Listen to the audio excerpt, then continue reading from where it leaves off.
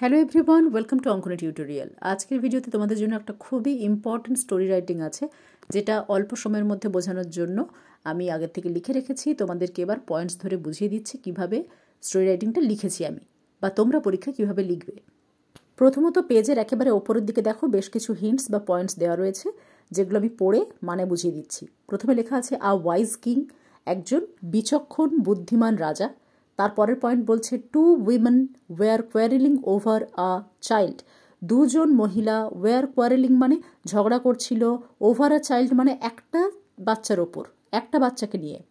তারপরের point both claimed, দুজনেই claim করছিল টু বি ইটস মাদার, মানে এই বাচ্চাটার মা হিসেবে তারা দুজনেই ক্লেম করছিল। এ বলছিল আমি মা, সে বলছিল আমি এর মা। তারপরের point the king order to cut the child, তো তাদের এই ক্লেম শুনে রাজা বলল ঠিক আছে, এই বাচ্চাটাকে দুভাগে ভাগ করে ফেলো, কেটে ফেলো, কাট, ঠিক আছে।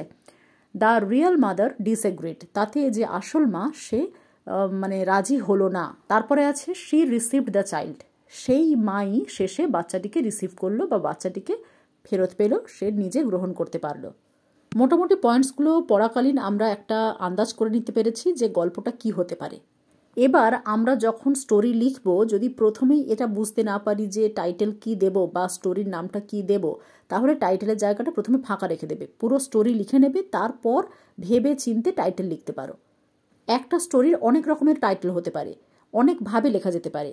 খুব সিম্পলি যদি আমি ভাবি, তাহলে আমি তো এটা ধরে নিতে পারি যে সত্যিকারের মায়ের গল্প, মানে যে সত্যিকারের মা, তো সেই শেষে বাচ্চাটিকে ফেরত পেয়েছিল, সেজন্য আমি গল্পের টাইটেল এটাও লিখতে পারি দ্য রিয়েল মাদার, ঠিক আছে। তারপর দেখো অবলিক দেওয়া আছে, মানে আমি এখানে অনেকগুলো টাইটেল অবলিক দিয়ে দিয়ে লিখে রেখেছি, যে কোনো একটা তোমরা লিখতে পারো, বা এগুলোর বাইরেও তোমরা নিজেদের মতো করে কোনো টাইটেল দিতে পারো।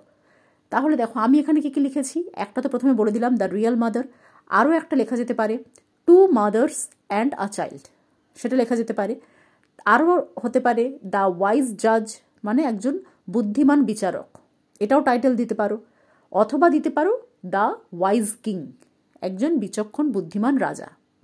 তো এই চারটে টাইটেলের মধ্যে যে কোনো একটা টাইটেল তোমরা রাখতে পারো, তা না হলে নিজেদের পছন্দ মতো একটা টাইটেল দিতে পারো। এবার চলে আসি গল্পে। প্রথমত যে কোনো গল্প আমরা ধরে নেব এটা অতীতের ঘটনা, সেজন্য আমরা পুরো গল্পটাই পাস্ট টেন্সে লেখার চেষ্টা করব। তো আমি গল্পটা শুরু করেছি, দেখো ওয়ান্স আপন এ টাইম, একদা এক সময়, বা দেখো এখানেও অবলিক দেওয়া রয়েছে, মানে আমি শুরু করতে পারি কি কি দিয়ে, সেটাও অবলিক দিয়ে লেখা রয়েছে। হয় ওয়ান্স আপন এ টাইম দিয়ে শুরু করবে, অথবা শুরু করবে মেনি ইয়ার্স এগো, অথবা শুরু করবে লং লং এগো, এই তিনটের যে কোনো একটা পার্ট দিয়ে শুরু করতে পারো। তারপর লিখতে শুরু করবে টু উইমেন, দুজন মহিলা, ওয়ার কোয়ারেলিং, যেটা পয়েন্টে দেওয়া রয়েছে, ওভার আ চাইল্ড, ঠিক আছে। সেকেন্ড পয়েন্টটাকে ফলো করে আমরা এখানে লিখে নিলাম। তার মানে একদা এক সময় দুজন মহিলা ওয়ার কোয়ারেলিং মানে কি, এটা পাস্ট কন্টিনিউয়াসে লেখা হয়েছে, ঝগড়া করছিল, ওভার আ চাইল্ড একটা বাচ্চাকে নিয়ে, ফুল স্টপ। নেক্সট বলবো তাহলে তাদের মধ্যে, তাদের প্রত্যেকেই ক্লেম করছিল, তাই তো, তাহলে বোথ ক্লেমডও লিখতে পারো পয়েন্ট অনুযায়ী, তা না হলে লিখতে পারো ইচ অফ দেম, ইচ মানে প্রত্যেকে, অফ দেম মানে তাদের, তাদের প্রত্যেকেই ক্লেম করছিল দ্য চাইল্ড, বাচ্চাটাকে কি হিসেবে, অ্যাজ মানে হিসেবে, হার ওন তার নিজের, নিজের হিসেবেই ক্লেম করছিল। নেক্সট পয়েন্ট ফুল স্টপ দিয়ে দিলাম। Next they could not solve this problem, তাহলে এই যে সমস্যাটা তাদের মধ্যে বেঁধে গেছিল, এটা তারা সমাধান করতে পারছিল না। তাহলে দে মানে তারা, পারা ইংরেজি কি ক্যান, তার পাস্ট ফর্ম কি কুড, সেটা বসিয়ে দিয়েছি। তাহলে কুড নট সলভ, প্রথমে কুড পাস্ট টেন্স বসিয়েছি, সেই জন্য পরে যখন ভার্ব সলভ বসাচ্ছি তখন সেটার প্রেজেন্ট ফর্ম বসাচ্ছি, কারণ একই বাক্যের ডাবল পাস্ট ফর্ম হয় না। মানে তুমি কুড নট সলভড, SOLVED এটা লিখতে পারবে না, তাহলে কিন্তু সেন্টেন্স কনস্ট্রাকশন ভুল হয়ে যাবে। কুড যেহেতু পাস্ট টেন্স লিখেছো, তাহলে এরপরে ভার্বের প্রেজেন্ট ফর্ম বসবে, এটা মাথায় রাখবে।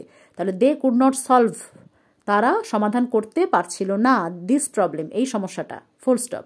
সো তাই তারা কি করলো, তারা এনেছিল এই বাচ্চাটাকে নিশ্চয়ই তখনকার দিনের যে রাজা ছিলেন তার কাছে এনেছিল, মানে তাদের দেশের রাজার কাছে।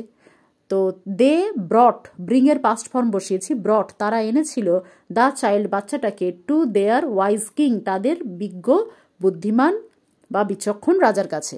অ্যান্ড এবং টোল্ড, টেলের পাস্ট ফর্ম ইউজ করেছি, টোল্ড বলেছিল এভরিথিং, সব কিছু, ফুল স্টপ। এবার কি হবে, দ্য কিং হার্ড, রাজা শুনেছিলেন, তাহলে হিয়ারের পাস্ট ফর্ম এখানে বসানো হয়েছে hard. The king hard both side of the story, মানে উভয় পক্ষেরই দুই মায়ের উভয় পক্ষের গল্পটা রাজা শুনেছিলেন অ্যান্ড এবং অর্ডার্ড ইডি বসানো আছে, মানে পাস্ট ফর্ম ইউজ করা হয়েছে ভার্বের। আদেশ দিয়েছিলেন কি করতে, পয়েন্ট অনুযায়ী বসিয়েছি দেখো, টু কাট দ্য চাইল্ড, বাচ্চাটাকে কেটে ফেলতে। কিভাবে, ইন্টু টু হাফস, HALF, হাফ, তার প্লুরাল ফর্ম হচ্ছে হাফস, HALVES, তাহলে দুটো ভাগে কেটে ফেলার অনুমতি দিয়েছিলেন।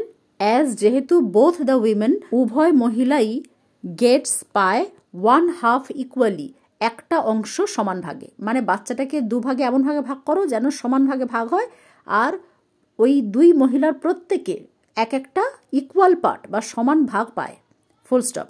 হিয়ারিং মানে শুনে, hearing the king's order, king's order মানে কি রাজার এই আদেশ শুনে, one of those two women, ওই দুজন মহিলার, ওয়ান অফ মানে কি তাদের মধ্যে একজন, ক্রাইড, ক্রাইয়ের পাস্ট ফর্ম বসানো হয়েছে, ক্রাইড আউট, চিৎকার করে কাঁদছিল, অ্যান্ড সেড, এবং বলেছিল, তার বলা কথাটা পুরোপুরি কোটেশনের মধ্যে লেখা হয়েছে, মানে সেই মহিলার মুখ থেকে যা বেরিয়েছে হুবহু এখানে কোট করা হয়েছে। তিনি কি বলেছিলেন, ডোন্ট কাট হিম প্লিজ, মানে দয়া করে ওকে কাটবেন না।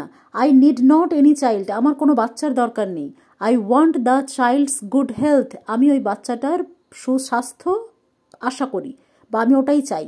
Give it to the other mother, ওকে দিয়ে দাও অন্য মাকে। এই কথাটা পুরোটা কোটেশনের মধ্যে রাখা হলো, মানে তার আসল মা যে, সে তো কখনোই চাইবে না যে তার বাচ্চাকে কেটে দুভাগে ভাগ করা হোক, সেই জন্য সে কান্নাকাটি করে এটাই বলেছিল যে অন্য মাকে দিয়ে দেওয়া হোক, ও সুস্থ থাক, ভালো থাক, গোটা থাক, মানে ওকে কেটে ভাগ করার দরকার নেই, ও যেখানেই থাক ভালো থাক, এটাই আমি চাই। বাট দ্য আদার উইমেন, কিন্তু অন্য যে মহিলা ওখানে ছিল, সে ওয়াজ মানে ছিল, সাইলেন্ট, নীরব, অ্যান্ড ইনডিফারেন্ট মানে অপরিবর্তিত, তার এতে কিছু যায় আসে না। এত বড় একটা অর্ডার দিলেন রাজা যে বাচ্চাটাকে কেটে দুভাগ করে ফেলার, তাতে তার কিছু মনেই হচ্ছে না, মানে সে একেবারে ইনডিফারেন্ট।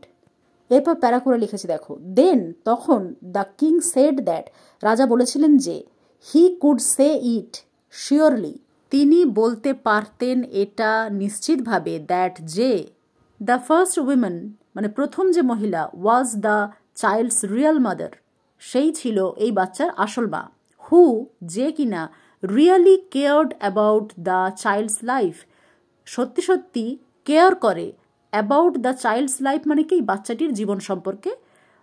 সো তাই, শি বিকেম ইনস্ট্যান্টলি রেডি, সেই মহিলা হয়ে গেছিলেন, বিকেম মানে কি বিকামের পাস্ট ফর্ম, হয়ে গেছিলেন ইনস্ট্যান্টলি তৎক্ষণাৎ, রেডি তৈরি বা প্রস্তুত, টু স্যাক্রিফাইস মানে ত্যাগ করে দেবেন, হার চাইল্ড তার বাচ্চাকে। বাট কিন্তু, দ্য আনাদার ওমেন অন্য যে মহিলা ওখানে ছিলেন, ডিড নট শো তিনি দেখাননি, এনি সিম্প্যাথি কোনো সিম্প্যাথি প্রকাশ করেননি, ফর দ্য চাইল্ড বাচ্চাটার জন্য।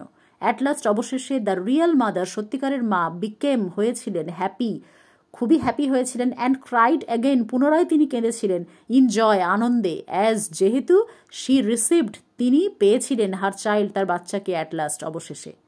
তার মানে বিচক্ষণ রাজা খুব সহজেই এটা ধরতে পেরেছিলেন যে আসল মা সবসময় নিজের বাচ্চার ভালো চায়, কখনোই চাইবে না যে তার বাচ্চাকে দুভাগে ভাগ করে দেওয়া হোক বা মেরে ফেলা হোক। সেই জন্য রাজার এরকম আদেশ শুনে আসল মা ভেঙে পড়েছিলেন এবং কান্নাকাটি শুরু করেছিলেন, কিন্তু যে নকল মা তার তাতে কিছু আসে যায় না, সেজন্য তার চোখে এক ফোঁটা জলও নেই, বাচ্চার প্রতি কোনো সিম্প্যাথি নেই। এইভাবে সহজে রাজা এই সমস্যার সমাধান করেছিলেন। গল্পটা যখন আমি পুরোটা বোঝাচ্ছিলাম তখন নিশ্চয়ই লক্ষ্য করেছো কিভাবে আমরা এখানে বি ভার্ব অথবা ভার্বের পাস্ট ফর্মগুলো ইউজ করেছি। আশা করি আজকের ভিডিও একটু হলেও বোঝা গেছে। তোমরা আরও যত স্টোরি রাইটিংয়ের পয়েন্টস বা হিন্টস পাচ্ছ তোমাদের প্র্যাকটিস বুক থেকে, সেগুলো রীতিমতো প্র্যাকটিস করতে শুরু করো, কারণ সামনেই বোর্ড এক্সাম চলে আসছে। নেক্সট ভিডিওতে আবার দেখা হবে।